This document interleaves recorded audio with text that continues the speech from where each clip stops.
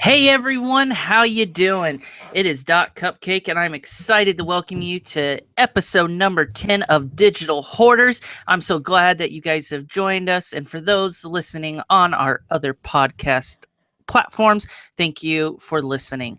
It's definitely been a great week, especially after we had our special guest. Definitely got me into watching some horror games and that stuff. But let's introduce the gentlemen. As you can see, they're in a new setup. So, gentlemen, take it away. Well, in Digital Hoarder Studio, I've got Brandon here with me to report on the latest news in video game journalism.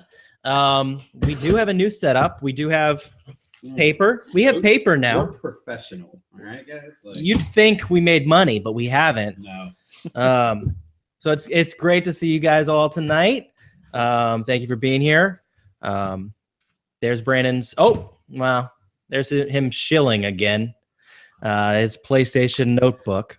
Oh, it's a monster, all right, baby. And oh, Jesus.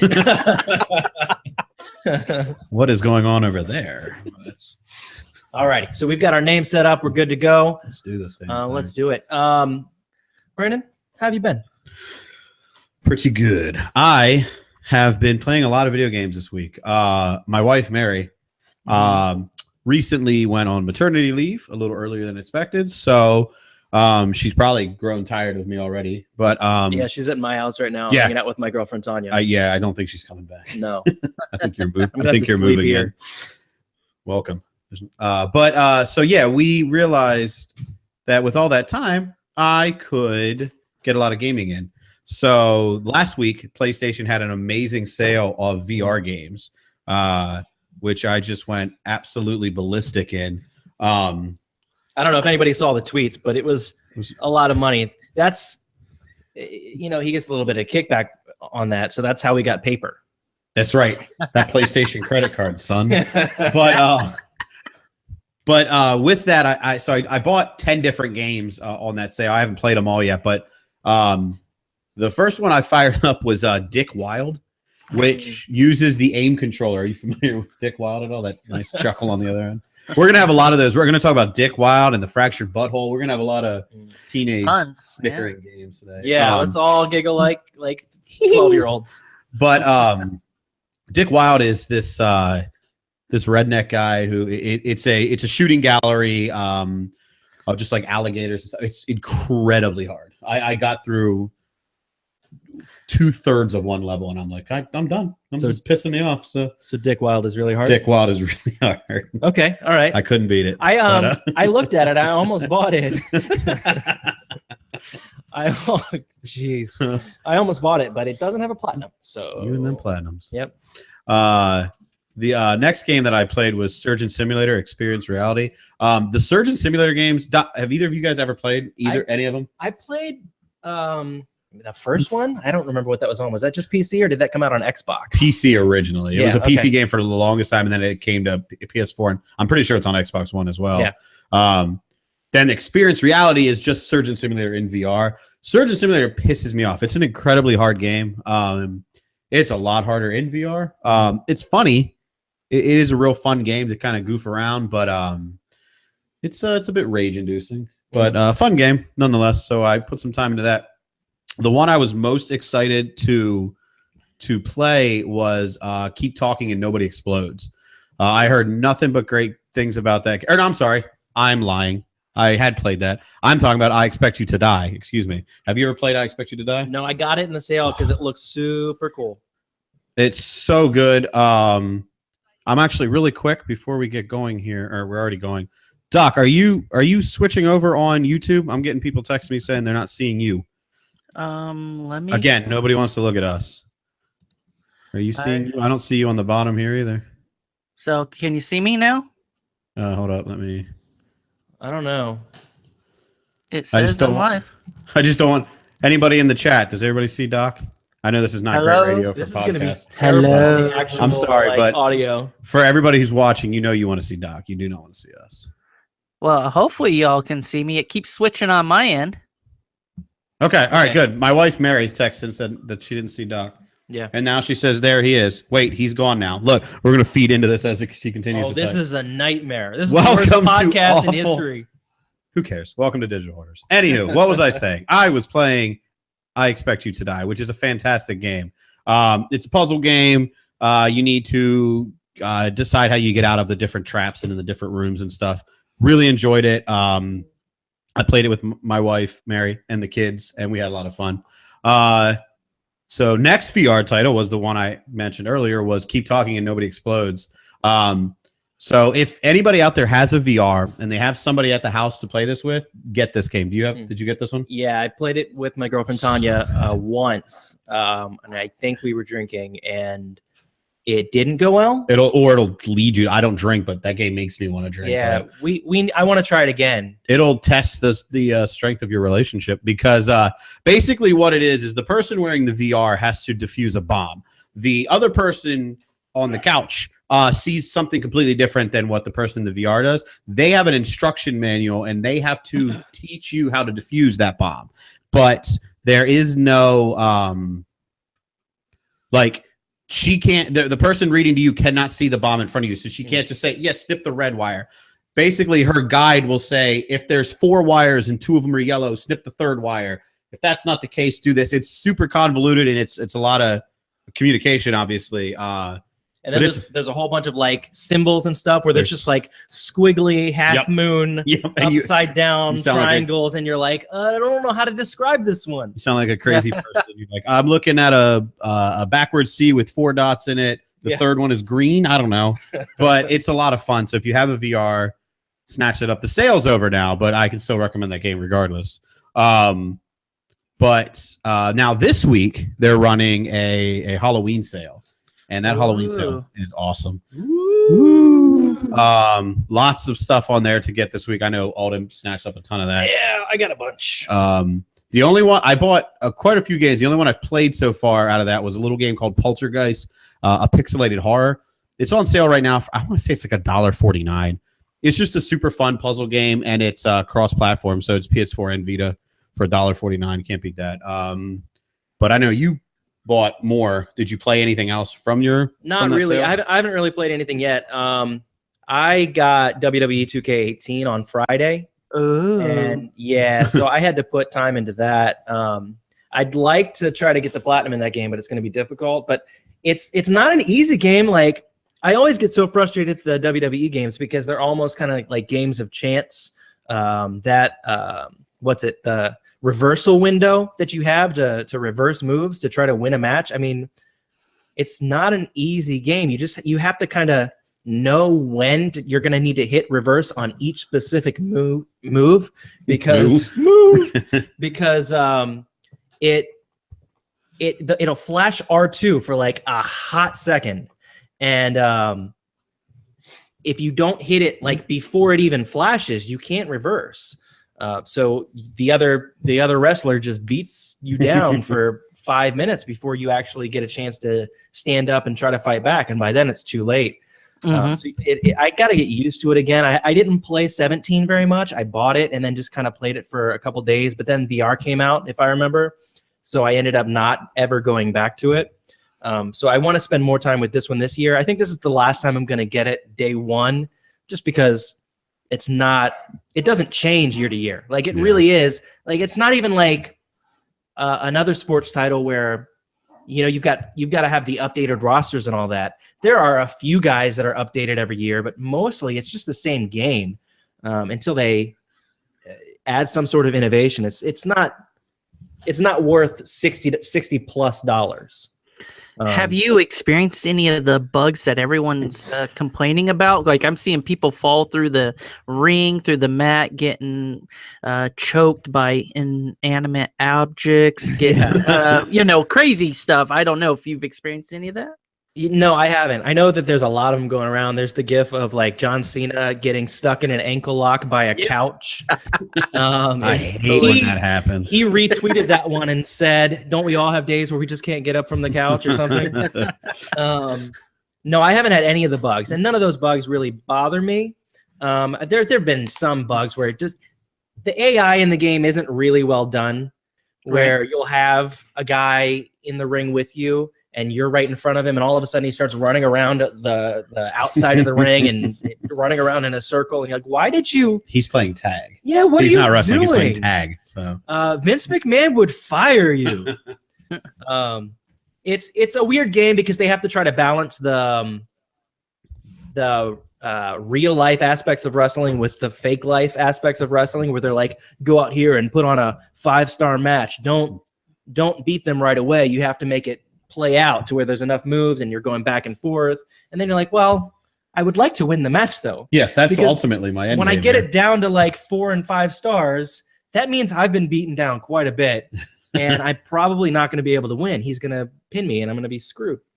He's going to run around the outside of the ring, and I'm never going to be able to catch him. Yeah. So And it counts both out. So I love WWE and I love a lot of these wrestlers, and it's really cool to get to play as them. I don't love the games. I buy them every year like an idiot, but I don't love the games.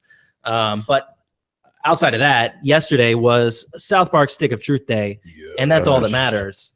South Park Stick of Truth. Yeah. The fractured butthole. The fractured butthole. Oh, did I say Stick of Truth? You did. Whoops. Doesn't matter. I mean, I guess it was both because you get Stick of Technically. Truth in the package. That's a really, really great game. I loved Stick of Truth. I love Fractured Butthole so far. I'm probably only 2.5, 3 hours in, but I love it. Like, for a fan of South Park, there's so much exploring that you want to do. I was playing last night, and my girlfriend Tanya wants to watch, and she's interested in the game, but I just spend so much time at the beginning, and I did the same thing in Stick of Truth. But in this one, there's even more stuff where you just go into each house, and you check every room, and you check every drawer, and then you find little in-jokes for every episode of the show. And I haven't gotten enough into the story. I got a couple hours in, I guess, but it's a really fun game. I love it. If you're a fan of South Park, I think you'll love the game. If you're not a fan of South Park, it might turn you off because the humor is crass and gross. My worry was when I went into Stick of Truth on the PS3 and then again on the PS4, was I loved South Park, but I hadn't kept up with South Park for a very long time, and I think that's a lot of people's fear. It doesn't matter. There's going to be this particular one with Fractured Butthole. I'm definitely noticing jokes that I don't recognize that I can clearly tell are part of a bigger thing in the show, but they're still funny because that's just how those guys are as writers. Just everything they do is funny, even if you don't necessarily understand it. And if anybody that's watching or listening is picking up the game, the last episode of South Park, they actually considered the prequel to the game. So if you watch the episode, it actually leads right into the game actually really well. It's very well done. So, so if you're picking it up, definitely, if nothing else, watch that episode. It was hilarious. And so as far as the game itself is, if you played the Stick of Truth, the combat is different. I'm not a big RPG guy, and I'm definitely not a big turn-based RPG guy. So it's got a learning curve for me, but you play more, so you like this combat style better. Yeah, I love this combat style. It's like a very, very, very watered down Fire Emblem style of combat. So it's Fire Emblem can get very tedious. I love Fire Emblem, but I've never played any of the games for more than a few hours because you just kind of get to the point where your brain's like, every battle is like a whole game, you know? This is much more watered down, and the positioning and stuff matters, and who you take into the battle with you matters, but you're not going to win or lose based on it, I don't think. I haven't gotten far enough into the game to know for sure, but yeah. I love turn-based. I love tactical RPGs too, so I think it's great. But Doc, go ahead. Oh no, Alex was asking, what class did you guys pick? Burner is who I picked, or Blaster. Excuse me, Blaster is who I picked Speedster. It seems like there's enough that changes based on the class that you take that I'm gonna want to go back and try other classes. And this came out before the game came out, so it's not a complete secret. The difficulty in the game. Yeah. So the difficulty in the game, it's great because if you let it sit there, when the difficulty comes up from very easy to very difficult, it's actually skin color. And as you go darker, Cartman comes over and he says, "Don't worry, this doesn't affect the combat, just your everyday life." And I'm just like, wow. So they pull no punches within the first 2 minutes of the game, which is how it was last time too. So yeah, it's I remember working at GameStop when the first one came out, and I would have moms come in and be like, well, what about this one? And I would tell people South Park is worse than Grand Theft Auto, because in Grand Theft Auto, you don't have to do all of that stuff. You don't have a choice in South Park but to there's a scene in Stick of Truth where you are a gnome and you're fighting underneath your parents having sex, and you have to dodge swinging body parts. That there's no avoiding that. That is a part of the game. So, and I have a feeling we're in store for a lot more of that. Yeah, I'm worried about where this one's going to go. This is definitely not a play it in the living room while the kids are out and running around kind of thing. This is like, I got to wait till they're in bed. I got to make sure they're asleep. I got like, I don't know what's coming, but I guarantee it's going to be pretty rough, because I know South Park, and I know that they always try to top themselves. And if they try to top some of the stuff in Stick of Truth, I might not be on board. Like, it might be too much for me. Uncomfortable. Yeah. Well, I don't have the game yet, folks. My copy's on the way, so we'll just leave it at that. Okay. But you'll love it when it comes. Doc will give us his full review next week. Are you a fan of South Park, the show? Yes, I am. I used to. I think I have 6 seasons on disc right now. I collect them, so but I just stopped after a while because I couldn't afford the crazy prices that they were for all the collections. So. Yeah, they're all on Hulu too, which is a plus. Yeah, they are that's where I watch mostly at nighttime now, because when my wife's sleeping, I get to watch my stuff. So yeah, I've seen every episode of South Park. Oh wow! So you still I didn't know you still kept up with it. Like I still. I did not know. That. Okay. I mean, I'm not like a fanatic about it. It's definitely, the quality isn't what it used to be, but I'm a completionist, I guess.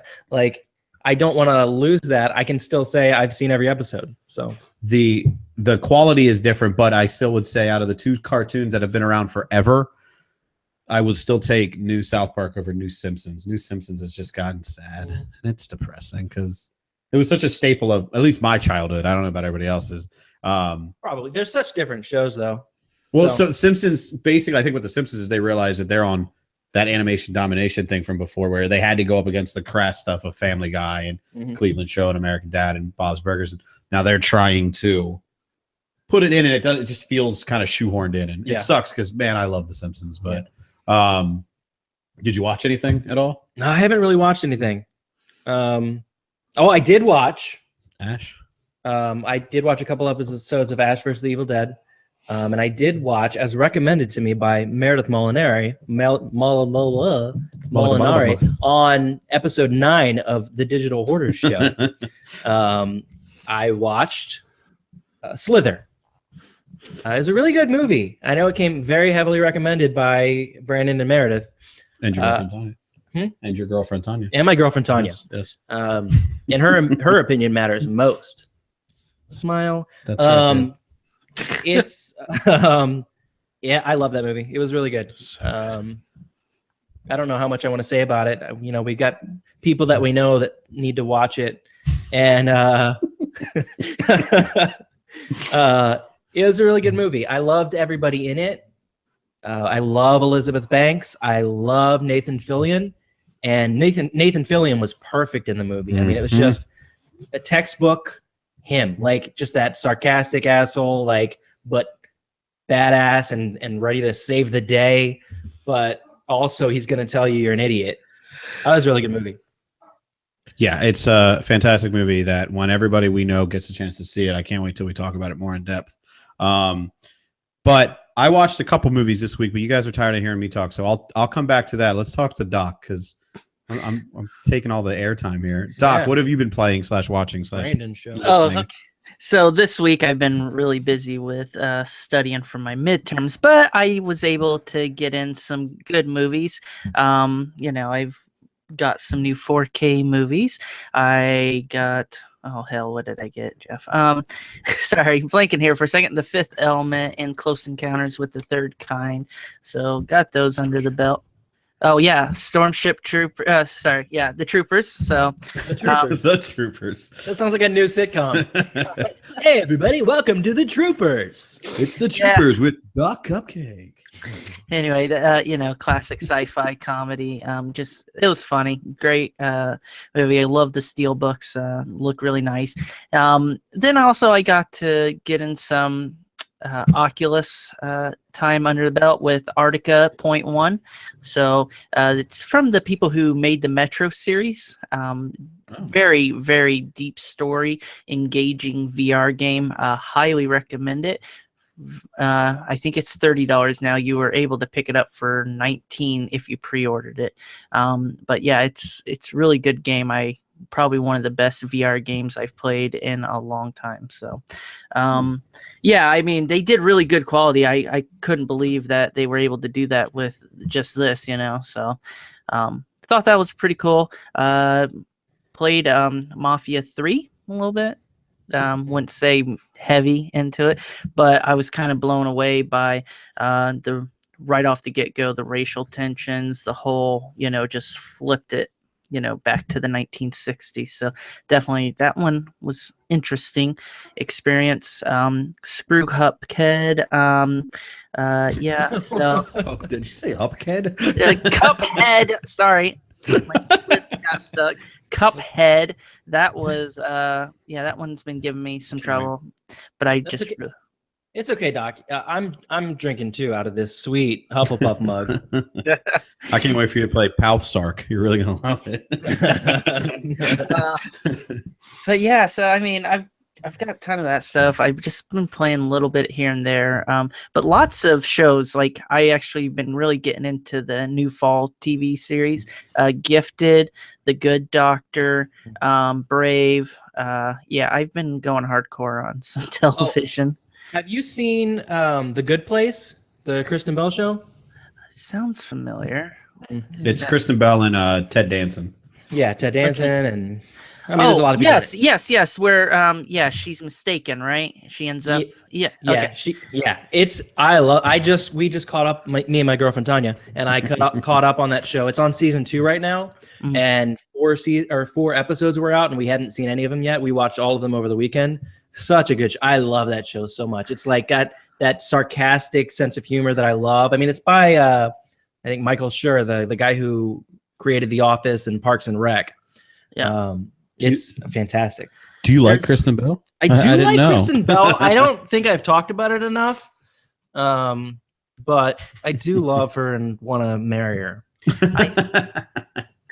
There is a show that I'm liking. The show is blanking my name, but it's with Seth MacFarlane, his new one. Oh, the Orville. Yeah, the Orville. Yeah. I was I love it. I think I just watched. I think it was the first episode or something like that I saw on the thing, and I think I'm gonna dig it. Because it's a knock on Star Trek and all that stuff. So I think it's funny.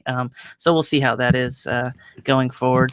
But I literally, after these midterms, I've got so many games to get down into for the holidays. I mean, heck, I just found out Microsoft charged for Assassin's Creed and Wolfenstein. So, yeah, I'm pretty much squared away on that. And then going to be playing a lot of GT Sport. I mean, is it safe to come out and say I still like Forza, everyone? No. Okay. Boo hiss boo. Love y'all. Video games. But yeah, you're playing GT Sport and not Forza? Yeah, not right now. So taking a break from Forza and everything else, but we'll get back into GT Sport for the next few weeks. So you got all those loot boxes in Forza, so it's time to try out GT Sport. Yeah, I mean, they broke my arm. Told me I had to go buy those. No, just fine. You can't even buy them with real money. Yeah, you actually have to play the game and earn the credits and decide if you want to spend it on that. Boo hiss, boo hiss, boo.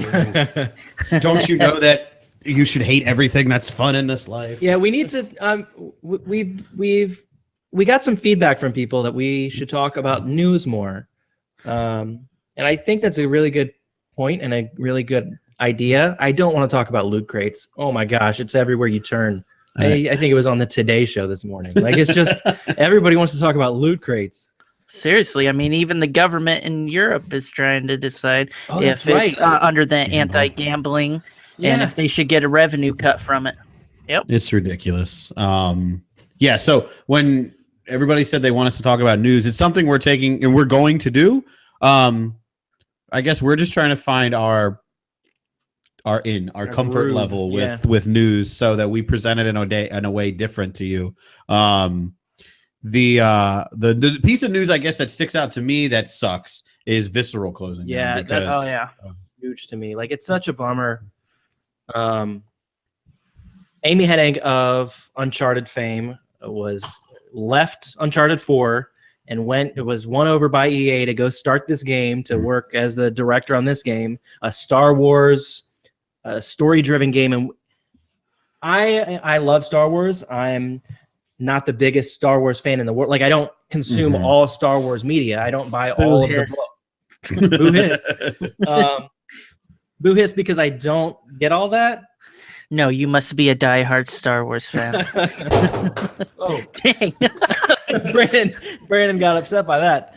But I was really, really, really excited about this game. Like, story-driven, first-player, linear experiences. I love them. They have a huge place in the gaming world, and I know that they don't sell as well as a Star Wars Battlefront that has, 1 million concurrent users, but there's a spot for it and it's necessary. So it's really a bummer to hear that one of the reasons, at least I don't know the validity of it, but I know that it's being reported that the rumor is EA was unhappy with the direction the game was going in, which was a first player linear experience. And that's what I wanted, and EA was upset about that. It really kind of sucks. I don't know. What do you guys think about it? I'm getting upset. I'm gonna cry. I'm sorry. I'm thrown off by the chat right now. Yeah, I'm sorry. I mean, our special calendar has not been printed yet, so we can't talk about that. That's right. That's gonna be trademark. Doc's on all 12 months. We know what you guys came to see. We you're all here to see Doc Cupcake and his cupcake. Oh, that's only for Patreon subscription. That's $50 a month. And I'll even Snapchat you and kick you or whatever. I don't know. We bring up Patreon enough that I wonder how many people have Googled our Patreon and tried to find it. I'll give them 20 cents. No, they're not. That's not real.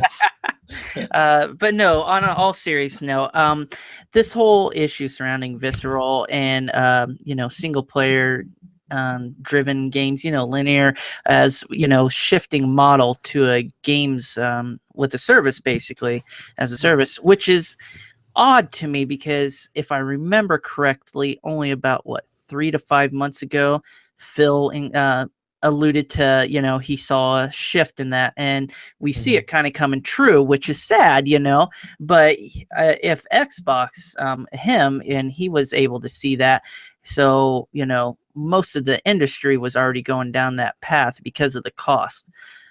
My main concern is, how much are people going to be willing to pay for those experiences? Do we need to increase the price for, say, a Soul piece? Because it takes like 4 years to make these games. That is a lot of money. And when you have certain games, like, I'm just going to use what I'm familiar with, when you have Sunset Overdrive, when you have Quantum Break, you have these single player experiences where they don't technically sell that well and recoup the dev cost and all that, then that's when we start having an issue, and that's when these companies start getting gun shy. So I'm seeing, EA doing this because they're like, you know what? We got our bread and butter. We have Madden, we have FIFA, we have Battlefront. We know what's going to make money for us on this, but can we really dip into this? So I think these companies are starting to realign their resources, and it's going to affect our gaming landscape in the industry and how we game, kind of like how the arcade, games, that whole shifted, and those kind of went obsolete. We don't see much of those anymore. So, it's just, I think that's the trend. But it all comes down to me. Like, I feel like if you look at the industry like a pie chart, there's only so much room for people who want multiplayer driven experiences. And I get that piece of the pie chart is a lot bigger and you're going to make a lot more money if you find your niche there. But if there's too many games trying to fit into that pie chart, you're not going to be able to get all of the consumers. And all of a sudden this market gets watered down and there's too many games that people have to choose from that are that experience that's going to make all the money. I mean, we see it all the time. Every few years, there's a new type of game. You remember when mobile gaming was going to be the games of the future? Yep. And now you can't get a great mobile game experience because it's the market got saturated. Everybody expected so many things, spent their money on their games, and then no one's willing to pay more than 99 cents for the games. So when you sell 100,000 copies of that game, you're not recouping dev costs. Yeah. Well, I don't know if so with what Phil said. So what Phil said was smart. Phil's not a dumb guy. But I think what Phil is also looking at is the landscape of his particular platform. And yeah, Sunset Overdrive, Quantum Break, great games that didn't hit the mark. But I feel like if you look at the other two big guys in the gaming industry with PlayStation and Nintendo, they prove to you that no, single players are here to stay and they aren't going anywhere because nothing. I mean, yeah, that's great. You know, and I can, people will talk about, oh, you know, I really liked playing, you know, Battlefield with my buddies online. I love playing Call of Duty with my buddies online. But you're going to find more people that say, dude, The Last of Us, man. Like, I've never played a game like that. I've never been moved in a game like that. Or, you know, Gears, you know, the way that Gears ended, it ripped my heart out. To me, I don't think they're going anywhere. I think Phil's a smart enough guy to realize that single players aren't landing on the Xbox per se, and that the multiplayer shooters and hero shooters and MOBAs and stuff like that are doing better on that platform than single player.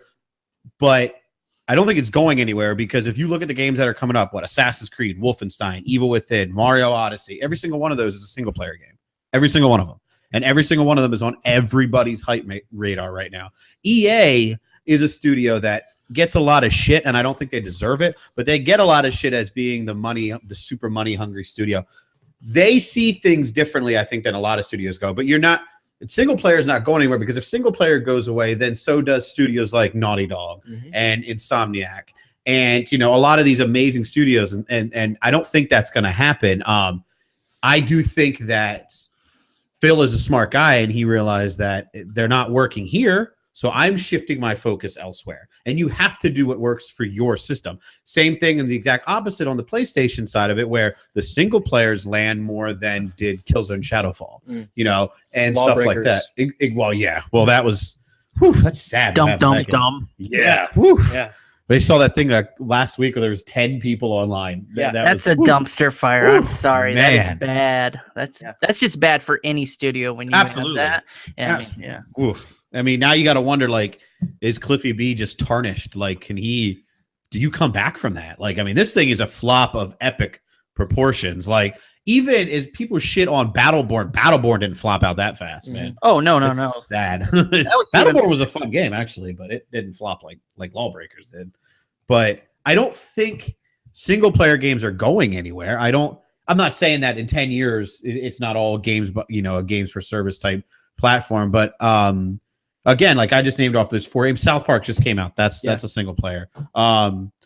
You know, I don't think we're at the age yet where single player is gone, and I think there's still plenty of money to be made on them. But EA has been doing things differently for a long time. They can look at it and say, look, we're a studio that makes lots of games. And, you know, if you saw the thing about Dead Space 2, they said it cost $60 million to make, and they sold 4 million copies. Yeah. That's sad. That's not indicative of the game, but I get wanting to shut that down. That makes sense to me, but I don't think we can take visceral saying that and saying, well, that's the end of single player games, because Naughty Dog doesn't say that. Insomniac doesn't say that. Sucker Punch isn't going to, you know, people don't say that.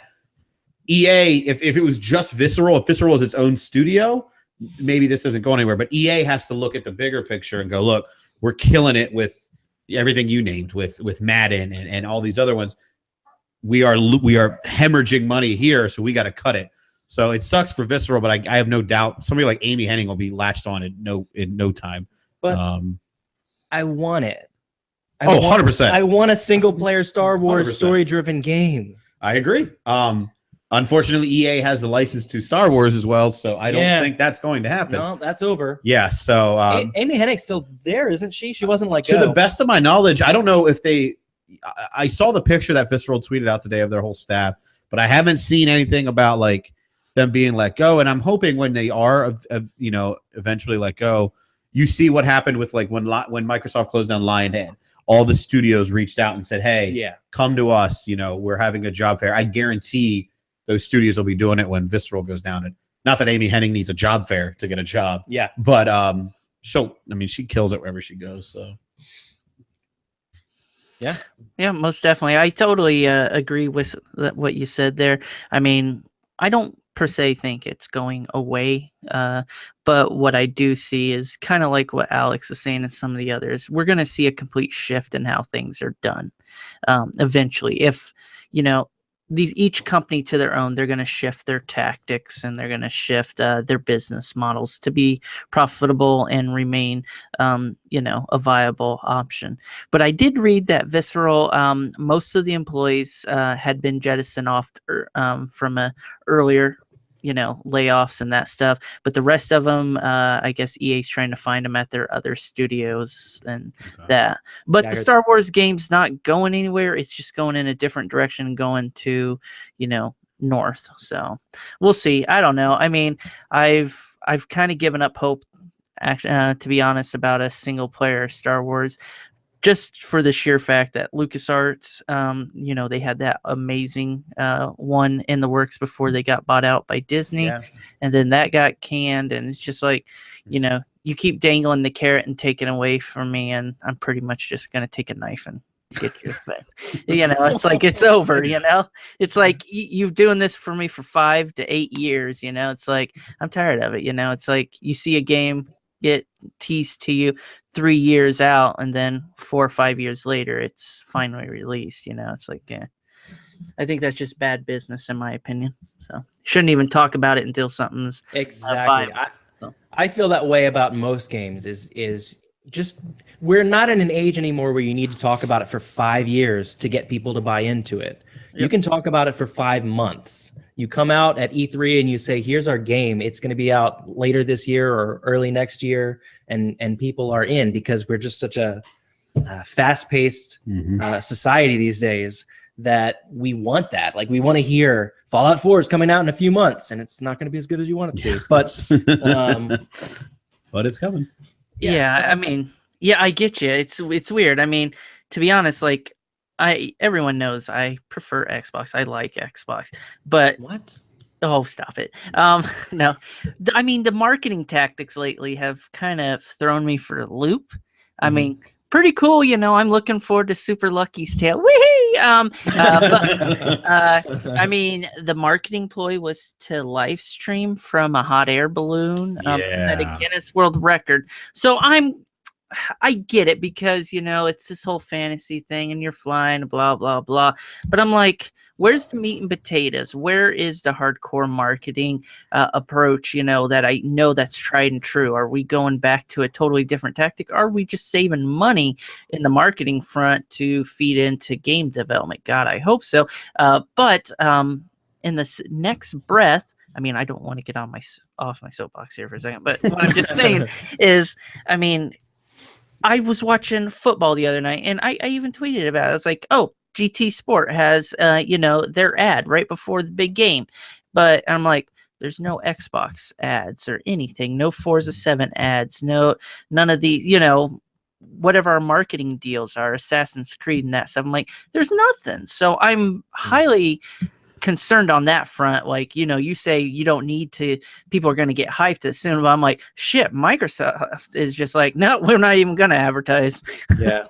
You say that, and one of the things that my job entails is marketing just for PlayStation, but I'm in different accounts all the time. I'm not bullshitting you when I say outside of the teeny tiny little signs at GameStop, and I want to say every ninth like Walmart I walk into, you would have no idea that the X is coming out in a month if you didn't know the X was coming. And I'm just, that blows my damn mind. Like, They should be screaming that shit. There should be shit falling out of the rafters when you walk in. Like, but it's crickets, and I do not understand that move whatsoever. That is a system that is going to do just fine. It isn't gonna. Yeah, I get it. Not everybody's gonna buy it right up front, but there's more than enough hardcores out there that have more than one pre-order Doc Cupcake, and those guys are going to eat that shit up. But if you are just a casual fan or gamer, you would have absolutely no idea that there's a system coming out in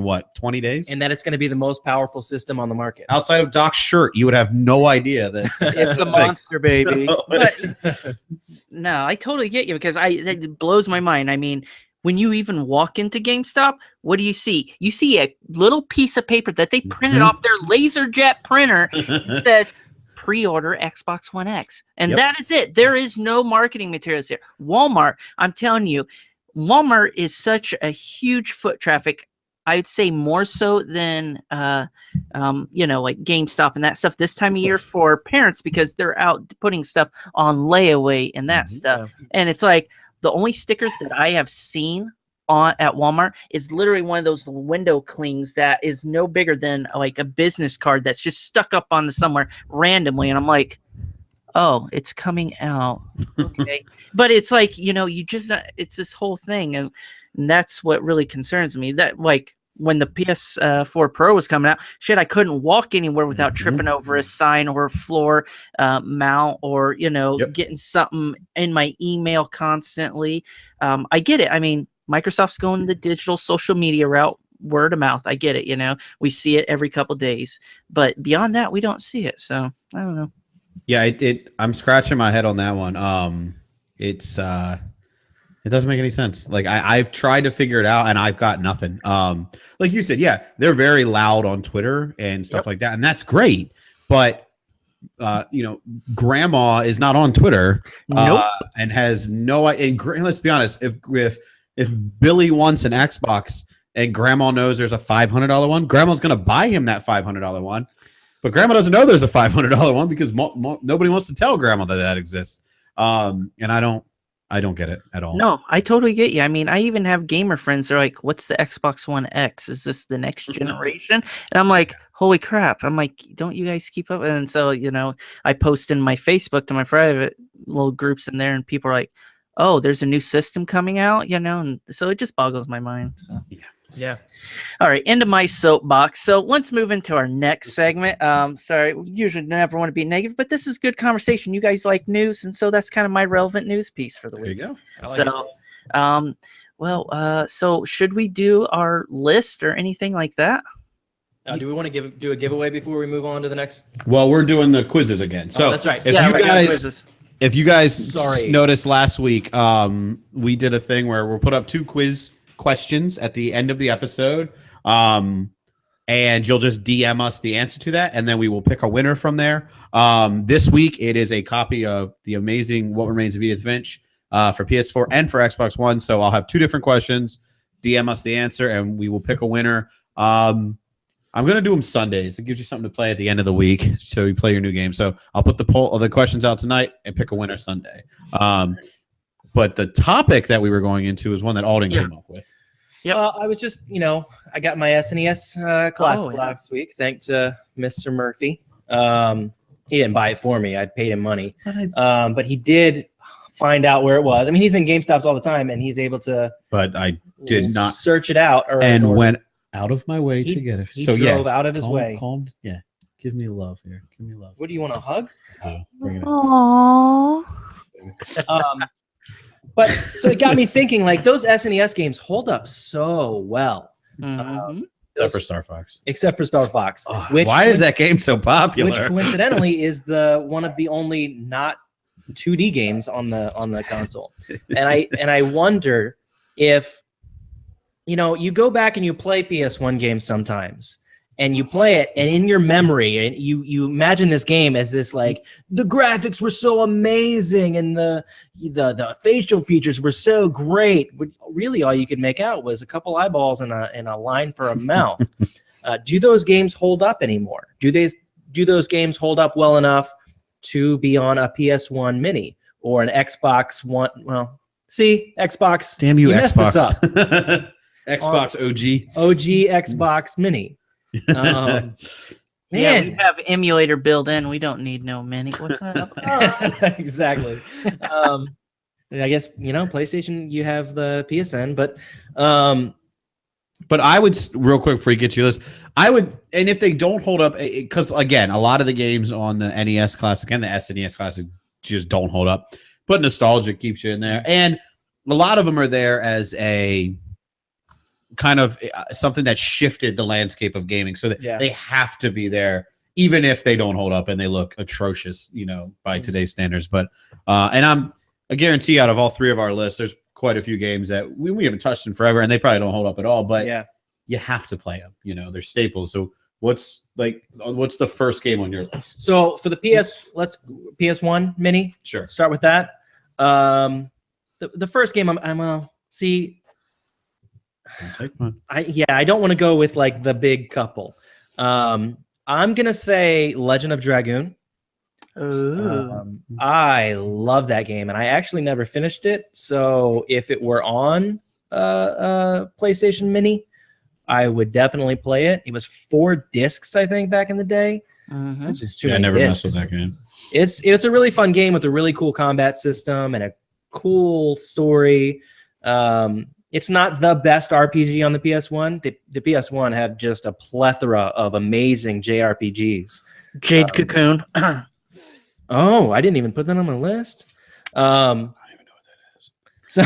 So, Are you kidding me? Wait, say it again. What was it? Jade Cocoon. Nope. Oh my god. I'm so sorry. Oh my god. Like oh my god. Like orgasmic, just nerdgasm. It's it was one of my favorite. Yeah. Go ahead. I will look I guess into you've that thrown game. in your first game, huh, I guess Doc is putting Jade Cocoon on it. I've seen Cocoon the movie, but I don't know what Jade Cocoon is. That would not make for an interesting video game. If you've ever seen Cocoon, it's about a bunch of old people who get into a cocoon and then they're young again. I don't think that'd be make for a very interesting game. Great mechanic. Lots of naked old people in that movie. I remember that scarring me as a child. So yeah, naked old people on a PS1. I'm good. So are we good with Legend of Dragoon, Doc? Yes. I guess we're adding Jade Cocoon. Putting a little check on that. I guess we can have. I never played Jade Cocoon. Well, it's on Doc's PS1 Classic. I'll go and get the biggest one right out of the way. It's Symphony of the Night. I mean, I don't care if I think it's one of the game is brilliant. I don't know who hasn't played it, and if you haven't played it, go play it. But I think that has to be on there. I don't think there's anybody's list that's not on. I think, how long has it been? 20 years, probably. 20 years later, that's the most important game on the PS1. It didn't seem like it at the time, but it's an amazing game, start to finish, and the music is amazing. And I mean, it's a 2D side scroller, so it still holds up no matter what. Yeah, absolutely. And it's been ported since. It's on PS3. It was on 360. It's on PSP. Vita. It's been ported. It's available everywhere now. So definitely jump on that. So, Doc, you added Jade Cocoon. Did you have a list that wasn't Jade Cocoon? Yes, just Jade Cocoon written over and over again. So I have I have a couple, but I'll start off. Now, people, this is a game that's near and dear to my heart. It's I actually accidentally broke my copy a while back, and I bitched about it on Twitter and tried to ask people if they still had a copy, but no one ever does. It's called Tomba. I love Tomba. Oh. So he's the character with pink hair that jumps on pigs and that stuff. Oh, yes. So Tomba, the very first Tomba, that is probably in my top 10 games of all time. So damn, okay. I love that platforming game. That's one of those games where I wonder if it holds up, like just the platforming in it might not feel the same way that it did then. Oh, I'm sure it's awful, but again, the nostalgia is gonna kick in, and that's gonna be all you care about. Yep. So that's one. What do you got, Brandon? You got any more? I've got more. I just didn't. Well, I didn't know. I mean, so I've got a lot of heavy hitters. So I guess let's try to get one that's not so much of a heavy hitter. I You know what? And I know Doc will approve of this one. Dino Crisis. I know Doc. Yes, that is on my list. Yeah, there you go. Why'd you steal one of I'm Doc's? sorry. Oh wait, hold up. Boop, not Dino Crisis. It's too late. You can't go back. Edit this part out. But I know Doc is a Dino Crisis fan, and those games, I loved those games back in the day. Yeah, that was awesome. Yeah, I'm sorry. I'm just marking it on the list here. Yeah, me too. I'm trying to go through my list and figure out what I want. Like, I've got a bunch of JRPGs on here. What's another one? What's your next game you're putting on here? I don't know. I think my favorite JRPG on the PS1, it's a toss-up, but I'm going to say Chrono Cross. Okay. Chrono Cross is amazing. Yeah. It's a spiritual follow-up to Chrono Trigger. And Chrono Trigger is one of the best RPGs of all time. And Chrono Cross, you play through most of the game, and it just feels like it's a spiritual successor, but you start to pick up on some clues as you play that tie in the two worlds, and it's really great. Okay. Okay. All right. Who's next? I guess it'd be me. Dr. Mine's Cupcake. is actually Grandia. Grandia. Oh, okay. Oh, okay. Okay. And the name is ringing a bell, but I'm drawing a blank on the. So it's an epic RPG. Grandia 2 was there, like on Dreamcast and GameCube. But the first one was on PlayStation, if I remember correctly. Grandia 2, I believe, came out for PlayStation 2. Okay. Yeah, it wasn't on the PS1. So the original Grandia, it's really cool and fun, Okay. Yeah. I think another staple that changed the landscape of gaming and made a name for Kojima is Metal Gear Solid. I don't know how you have Metal Gear, just how you have the Metal Gear, how you have a PlayStation 1 without the Metal Gear series on there. And you actually said that you've never got your hands on the original, have you? I've never played it, and by the time I decided I need to go back and play it, it became increasingly harder to find and play. I don't even think you can play it on the Vita, which is how I play most of my PS1 classics. I think that one's locked to the. I think you can't transfer it over to the Vita, or maybe you have to download it to PS3 and transfer it over. I don't. It's just a pain in the ass. So I haven't played it yet. Okay. And I want to play all the other ones, but I feel like I gotta start from the beginning and see where it started. And the weird things with those games is how they just splinter off so much and they become incredibly hard to follow. But I'm the same way. Even if they don't lead into each other, I have to play them in order. So, yeah. What is your next game? My next one, I've got to go with Tony Hawk's Pro Skater 2. Yep, that's on mine. Nice. So I want to see how that game holds up, since they haven't made a good Tony Hawk game in so long. Speaking of EA, I need another Skate. Fact. Skate With Jason 4. Lee. Oh, with Jason Lee. Yes, he was in Skate. He wasn't. He was the 3, teacher. 2. He was your teacher. He was in Skate 3. Jason Lee's the best too. I'm gonna marry him too. Tony Hawk's Pro Skater 2. It just improved on Tony Hawk's Pro Skater 1. And it was before the series started to go crazy. I know a lot of people like Thug, and I did too. Tony Hawk's Underground, but I feel like Tony Hawk's 2 was the best game in the whole series. It's just so fun. The soundtrack was so awesome. It got me into so many of those weird ska punk bands. Well, that's what would suck though, is if they bring it back, is you wouldn't have that soundtrack. That's why these games get lost, is the rights to all of those damn songs. That's true. So they would just be weird, instrumental covers. I think for them to put that game on a PS1 Mini, they would have to figure out licensing. And if they couldn't, then I don't think it would work. Yeah, because a lot of that game's memory is the soundtrack. Like you said, it's the game, yes, because it's the first time you played a game like that. But that that soundtrack was the real deal. Yeah. Very what about you, much. Doc? What you got? So I'm going to go old school on you guys, and as many of you guys know, I have a certain love for this series, Blood Omen: Legacy of Kain. Yep. Oh, okay. Legacy of Kain is on my. God, I love that series. That came up while I was looking into what games I should put on the list, and I never played that one. Oh my god. Good. I actually have it if you ever need to play it. As long as I get it back. Just come pick it up. I'm on my way. Yeah. So very good. Excellent game. I mean, let's get another heavy hitter out of the way, is Spyro. So I replayed Spyro a couple years ago with my daughters. does not hold up. Does not hold up at all. But again, it was the time of the mascot, games with him and plenty of these other ones that I'm sure will come up on this list. Especially the one that wears jorts. Without those guys, like do you think that it makes way for some of the awful, like, Bugsby's and all of those? But I think Spyro would have to be on there. I love Spyro. I agree. I agree that it might not hold up, which is one of those games that I was thinking about when I thought, I don't think these games are going to be as good as I remember them. Like, there's no way Spyro's as fun as it was when it came out, because when it came out, it was something new and different. Yep. It's on the PS3. You can play all the Spyro. No. I mean, you do it, but what's on your list?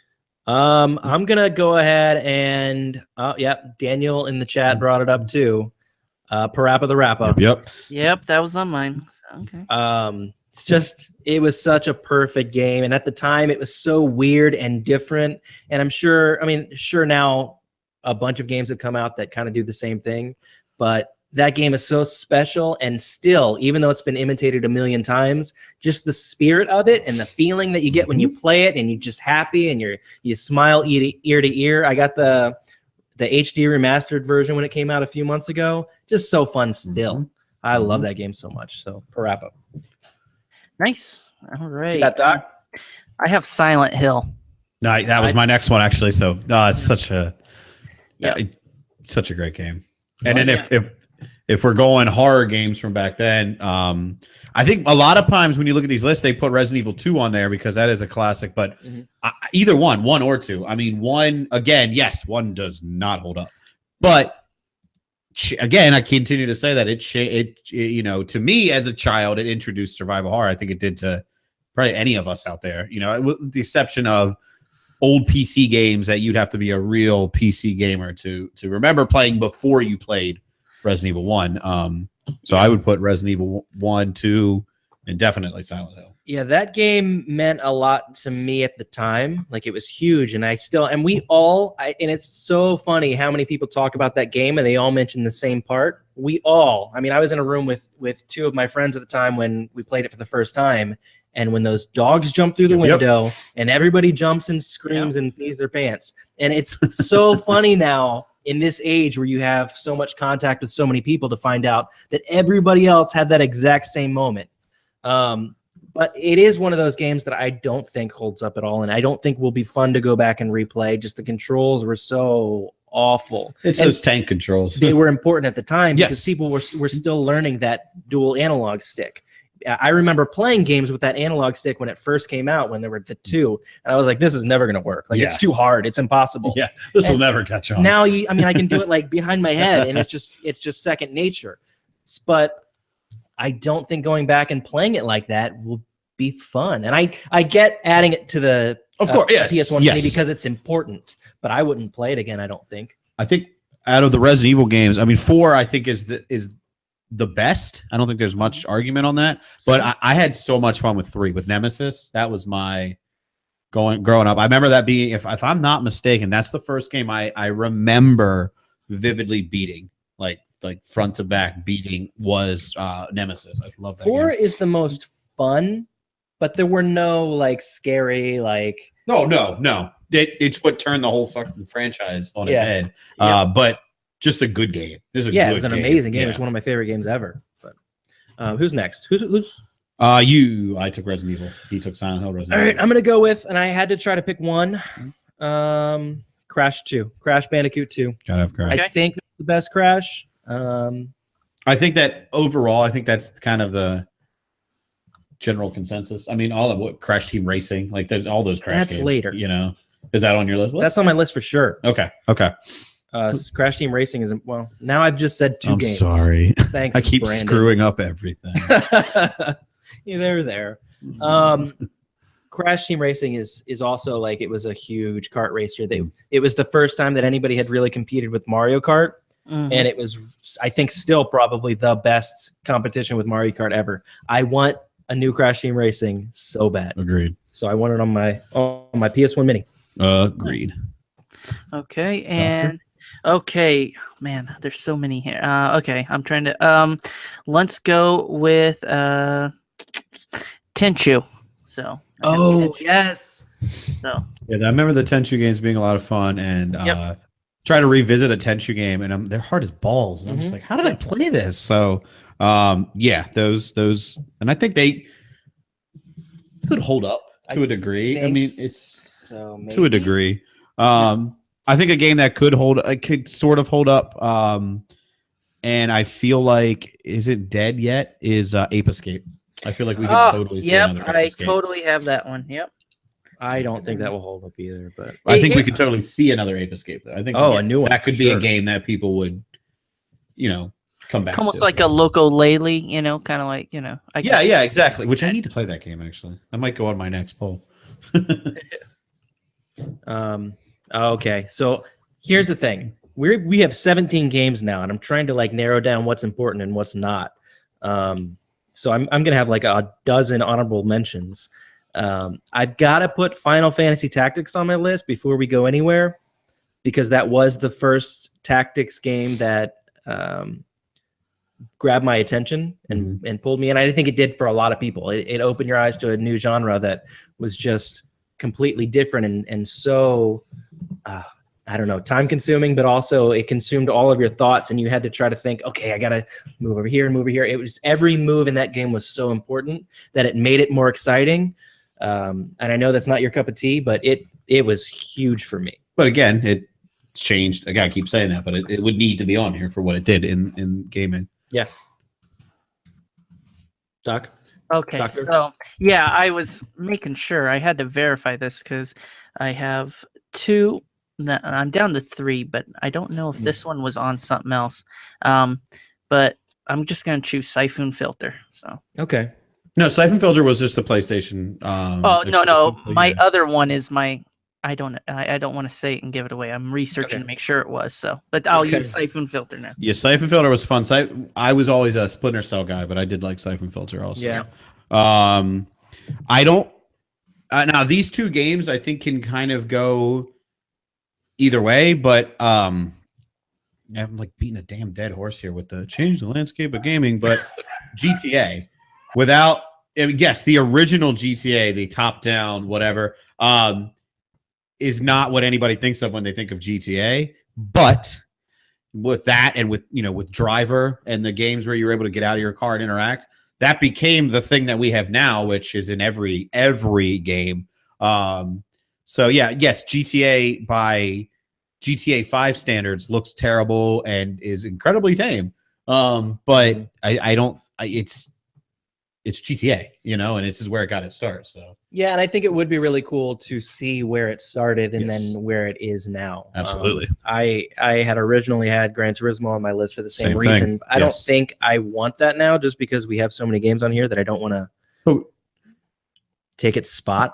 I think GT would make sense though. You only have one racer on there, and that's kart racing. That's true. Gran Turismo, unless you add Driver, those. Yeah. If you remember Driver.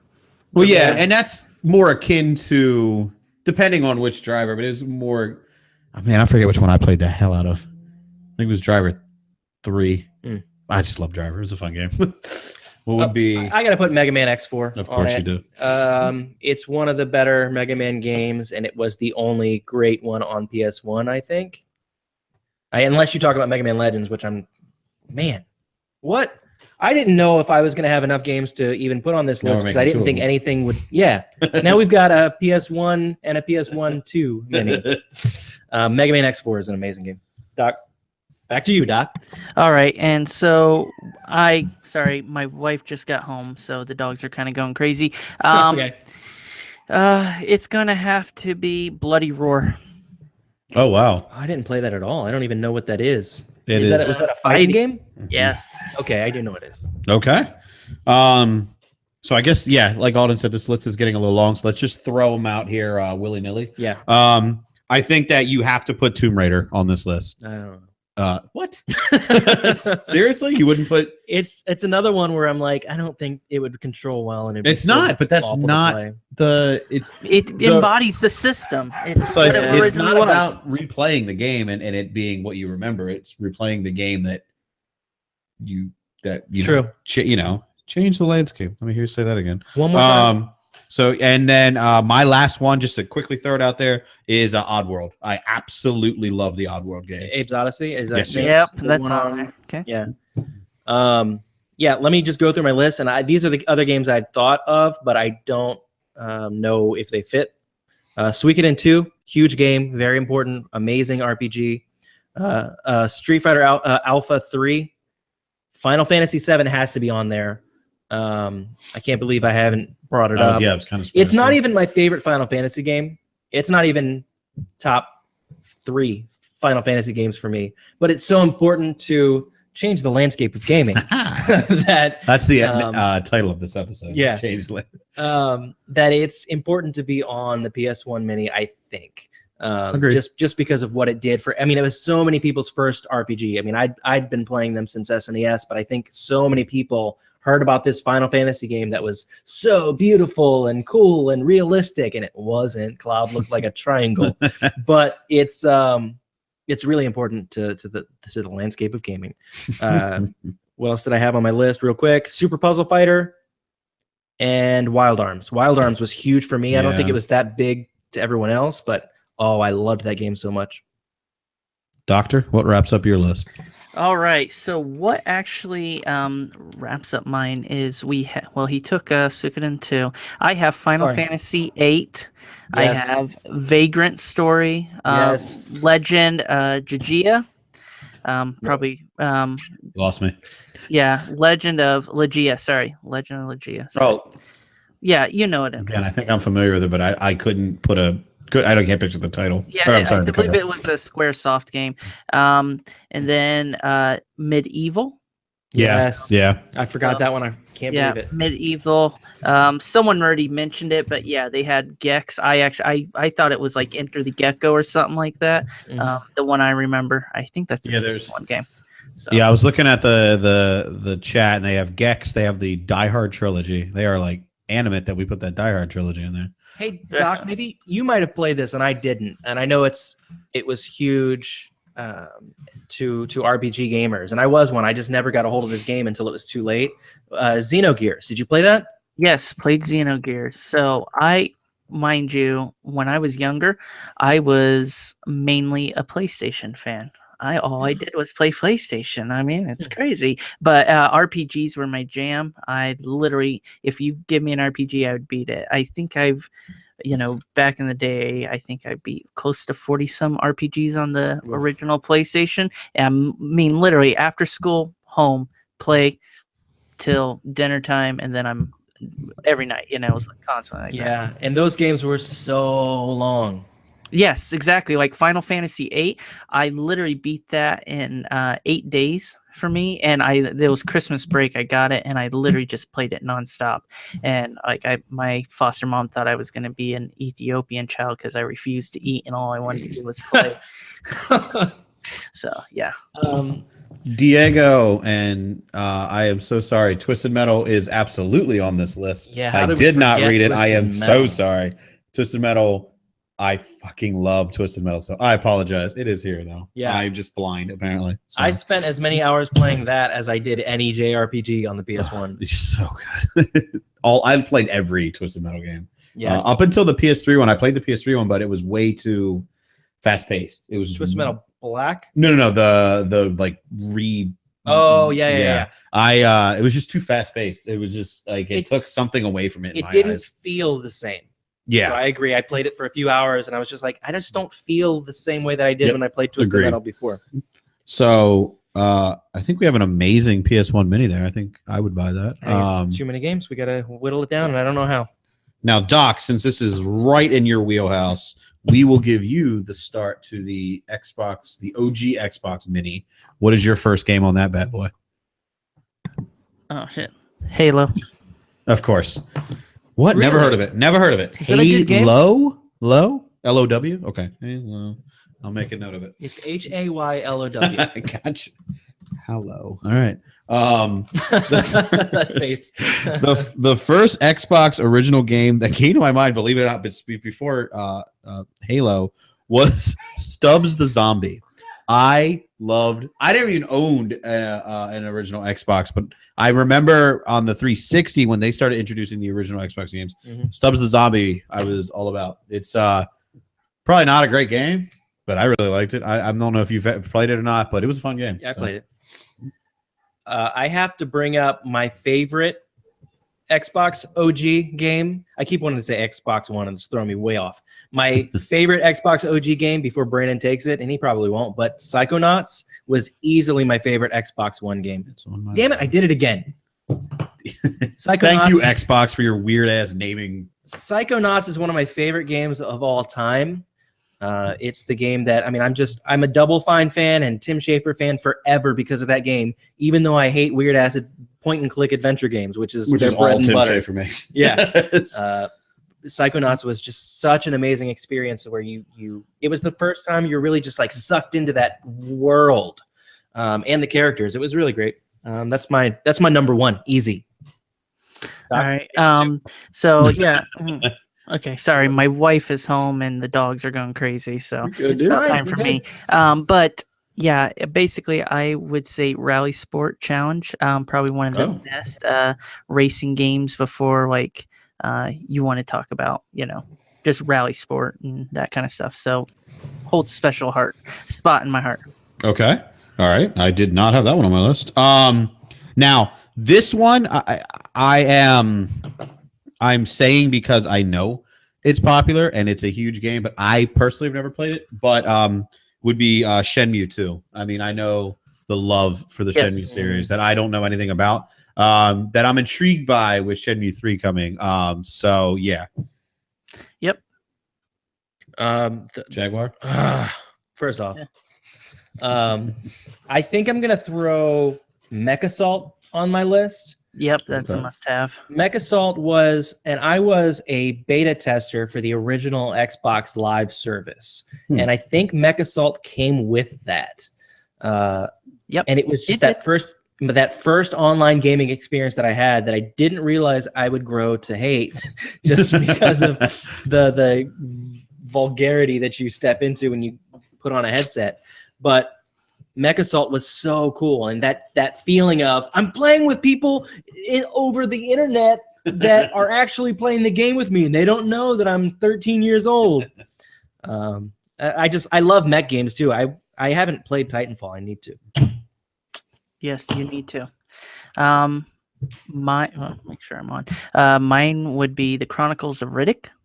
Escape from Butcher Bay. Heard nothing but great things about that game. Yep.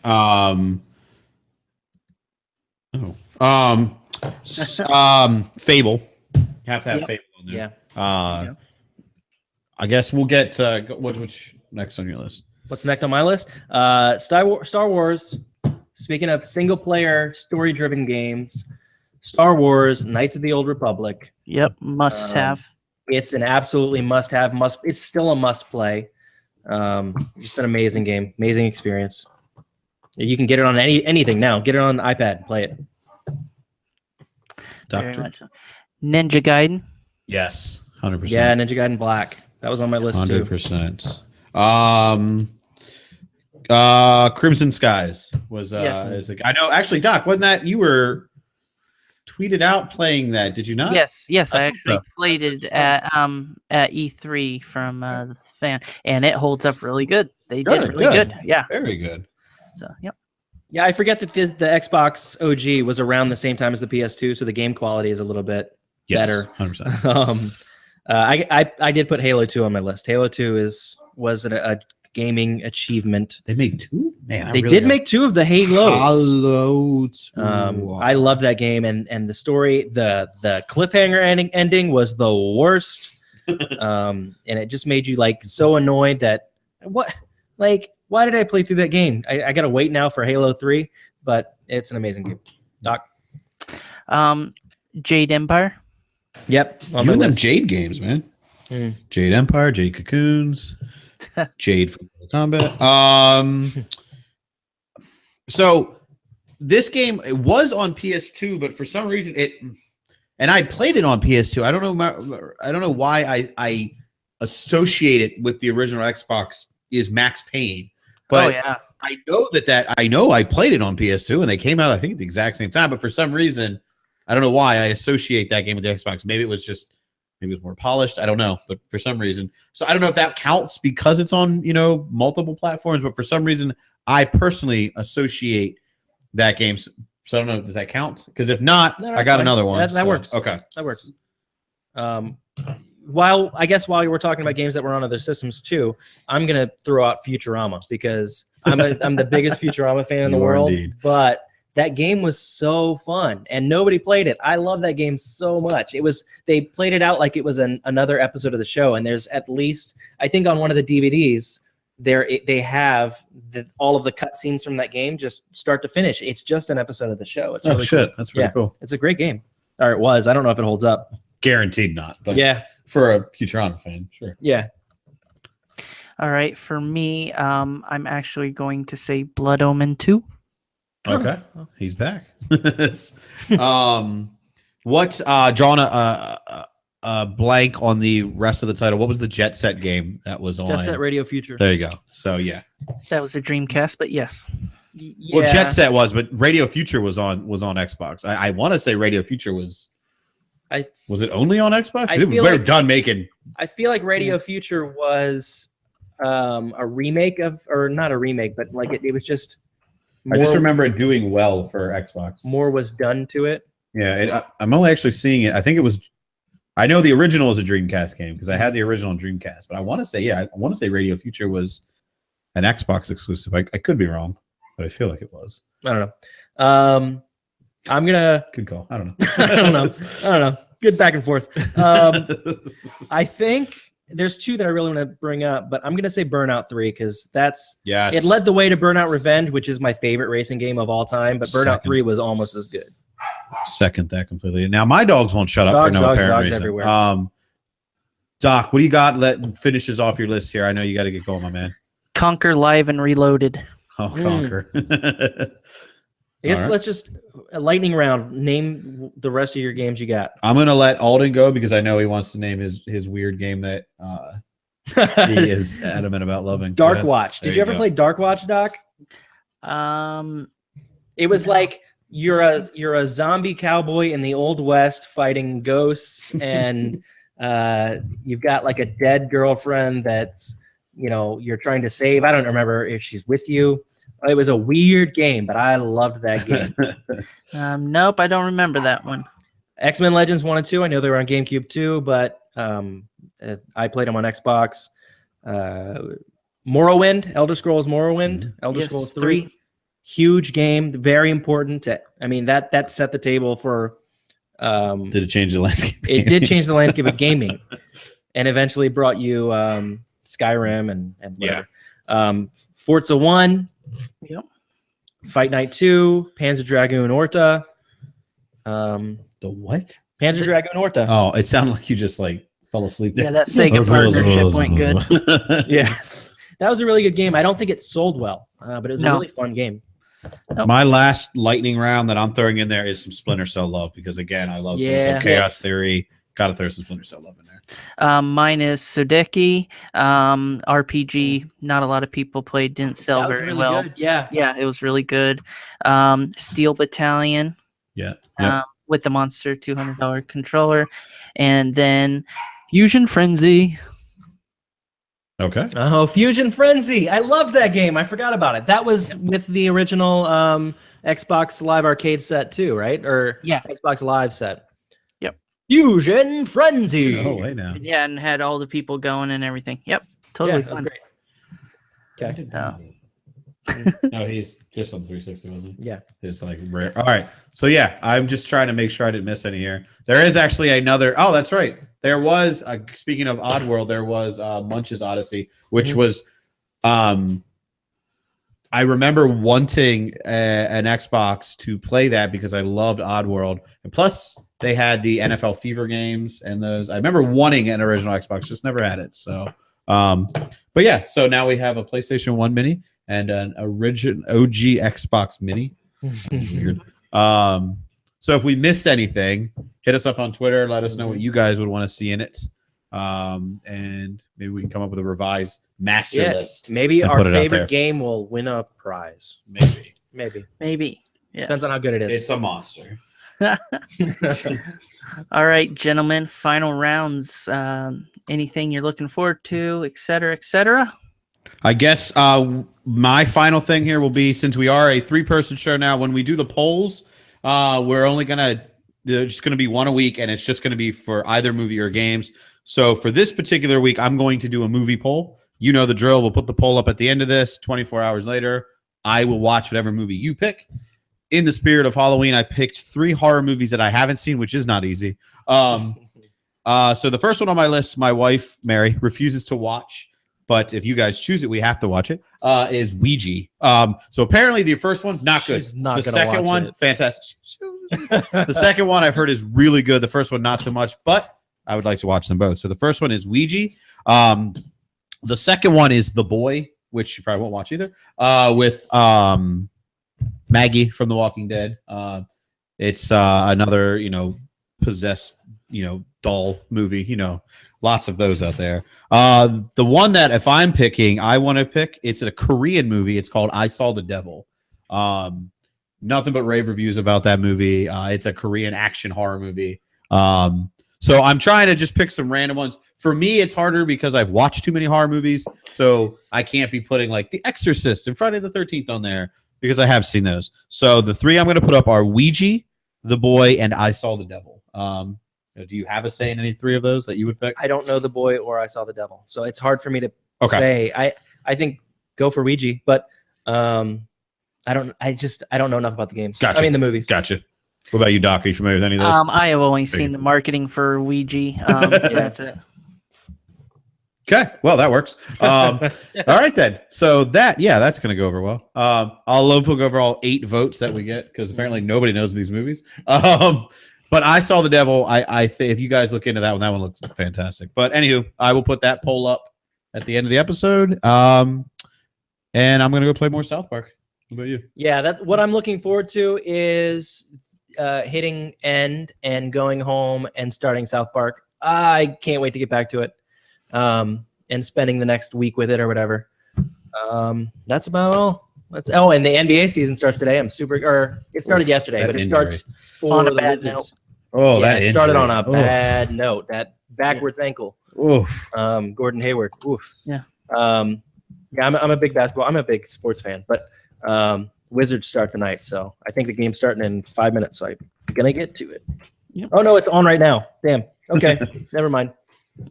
For me, I'm going to go cook dinner, spend some time with my wife, watch some TV shows, and study for my midterm. That's tomorrow. And then, I don't know, pretty much I'm catch up on some movies. I got to get Slither. Yes, I got to get Slither in there this week. And I will report back on how freaked out that movie makes me. So It won't. You'll laugh more than anything. Okay. You might get a little freaked out. It's great.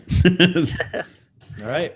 All right, everyone. Thank you for tuning in to Digital Hoarders. We appreciate you guys joining us and those listening on our other outlets. Everyone have a great week. If you have any questions, hit us up on the Twitter sphere.